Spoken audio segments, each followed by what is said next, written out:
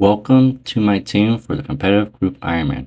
This will consist of me, a Linux user, Athena Sophie, who will be a scaler, Spartan Doska, who is an AFKer, Marukai, who will be doing clues, and lastly Velix, he will be the pro PVMer. Together, we are the Spartan unit. The best way to train your crafting is not at either Shiloh Village or Lunar Isles. That will be mining the uncommon gem rocks located in Alcread, because you get roughly about 50,000 crafting experience per hour no matter what level, and that's because since these ores have such low health and your pickaxe is able to deplete it very quickly, granting you the gem, it is unlike any other place. Although granted, remember, dungeoning crafting is better only if your defense is above 77 or higher, because the monsters do scale based on your defense level, and the higher level those monsters are, the more GP they will drop. So that is the somewhat of a downside of dungeoneering. If you do want to keep your defense as low as possible, let's say you're doing 5-man dungeon, that is how rank 1 in competitive group Ironman has been maintaining such high rates, and that's because 4 accounts will have 99 defense, 1 account will have 1 defense, and the whole dungeoning floor will scale as if everything was based off of that 1 defense guy. So yeah, it kind of depends on your route for competitive group Ironman mode, because I am planning to work on probably dungeoneering in the near future to rush either 80, maybe 85, or even just get 99 for the skill cape, which it has a lot of benefits for, since you're able to teleport pretty much everywhere that does have a resource dungeon. Daily challenges are the best. Did an agility one, got me to 54. Give me that book of knowledge that I seek. Let's lose this on Herblore. Hello, 62. Sweet! Animal magnetism completed, which means I now have the Ava's accumulator or attractor, and this automatically picks up your ammo. Well, not like 100% chance, it's probably about 80% hit chance until you do the do no evil quest, in which case it raises that to 90% chance of picking up your ammo. And oddly enough, it does have very good range damage bonus for the cape slot, so I'll be using this while I'm chinning the abyss. Patrick, what's better than 57? How about 58? This weekly may not be worth it since it gives low experience. However, it does take about 3 minutes. Doing so did bring my farming level to 77. What? I got 81 necromancy killing the king black dragon. I needed some potato, onion, and cabbage seeds for the Guardian of Tranquility quest, and I was like, you know what, I might as well finish off this 70 range at these hill giants since they are quite common. While I am here, might as well make the Death Warden Nexus, which is pretty much like a rune pouch. However, it works for all the necromancy runes, and it holds the ectoplasm, so it does save 5 inventory spots, but it has no bonuses while you are wearing it, which can be very good as an early game. Once you're near the end game, you'll have items such as the rune crafting pouches for magic, in which case they do give prayer bonus. This item does not give any prayer bonus. To charge it, you'll simply want to attempt to enter the dark portal, and you should get a message, and voila. Got an ancient effigy, which does require 91 crafting, which, yeah, I am nowhere near that. So let's just bring it to the historian. I'm like, what? You sure you want to give this away? I'm like, yes. There's no way that I'm able to get 91 crafting soon enough. It's like, okay, fine. I'll give you this antique lamp. Using this does give you 5,000 experience per effigy you get. So, I mean, it's fairly good once you're very low level, because it's not realistic for you to have all 90 stats plus to gain access to opening the effigy yourself. With that, have gotten 53 summoning. Woodcutting is very relaxing, and that's because we need a ton of maple logs for the fort foundry, along with fire making. Although fire making, in my opinion, has very niche uses. It's like not really good. What comes after 77?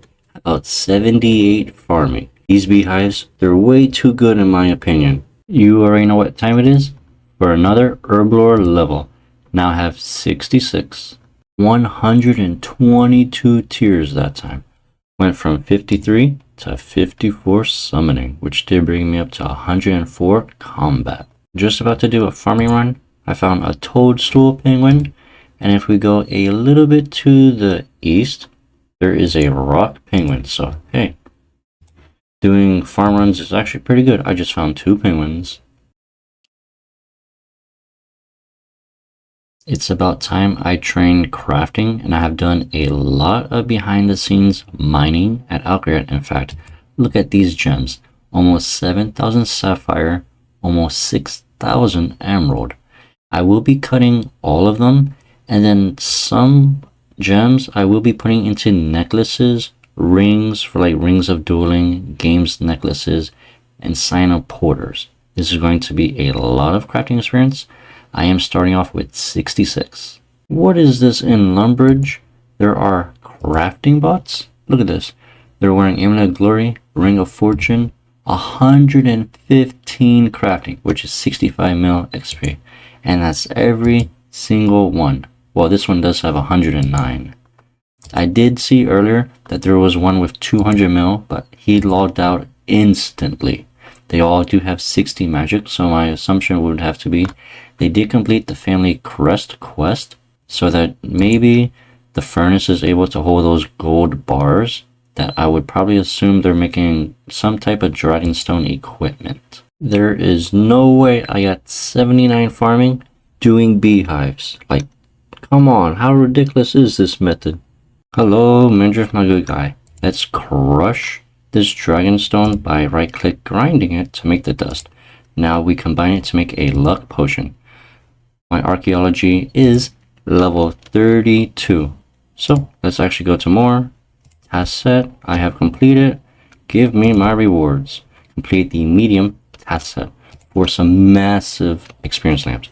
Each lamp gives 40,000 archaeology experience. Again, I was 42.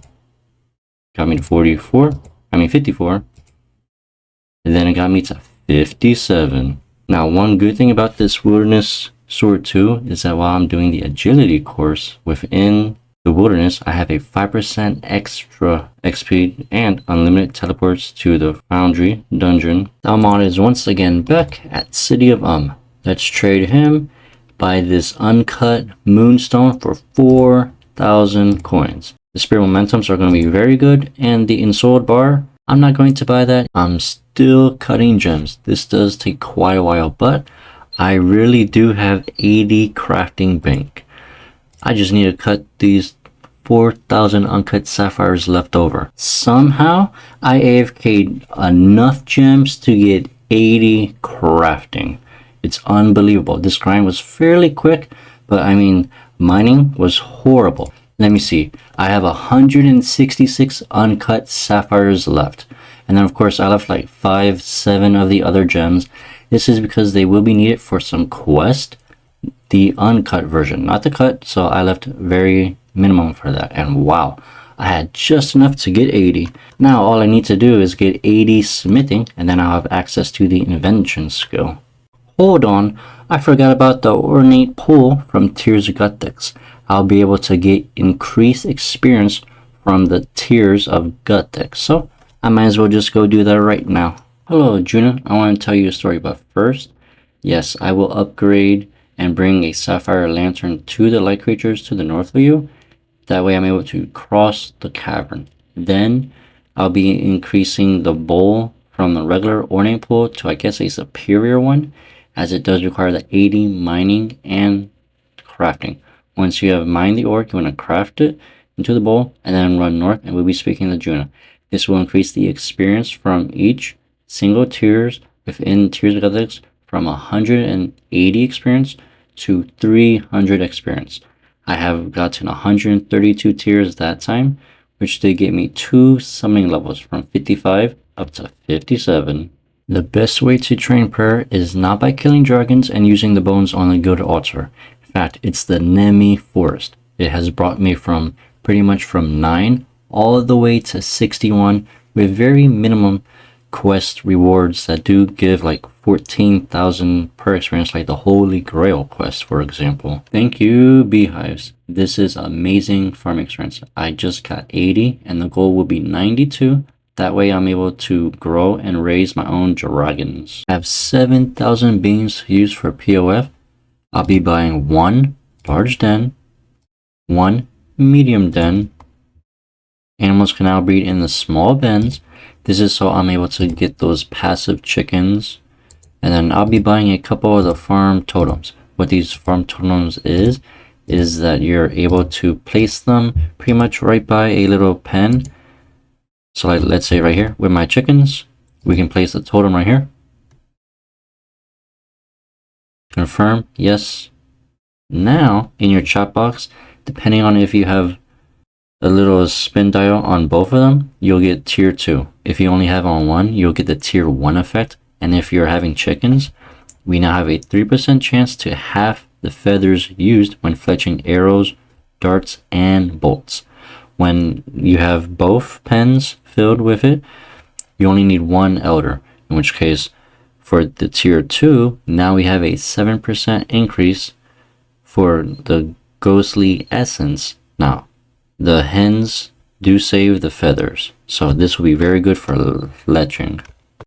May as well buy the collector breeding pen, even though it's not really too good right now because my animals are able to breed maybe 2 times a night. But let's say if I get those chins, I'll be able to pump out like 8 or 9 overnight, and it's only 2,500 beans. My next goal would have to probably be the 5,000 beans NPC. This is so I can get the chins, hopefully, since I will want to eventually upgrade my armor to tier 70 to Death Dealer. But when I went to the bank, look at this. I only had 20 cooked food and then 84 catfish. Safe to say I will need to do a lot of fishing and then cook it all to get my resources back up in stock. That way I'm able to work on Hermod next episode. Before doing Hermod, I would need to do 4 quests, along with getting 3,000 Well of Souls. That includes needing 89 dragon bones. My hope is to get maybe 1 or 2 pairs of unchecked dragon eggs while I am killing those dragons. Thank you all so much for watching and enjoy the rest of the day. Don't forget to like and subscribe. And remember, subscribing does have very good effects because the wise old man did subscribe to my channel. And look at that, he's now in the bath with 2 beautiful ladies.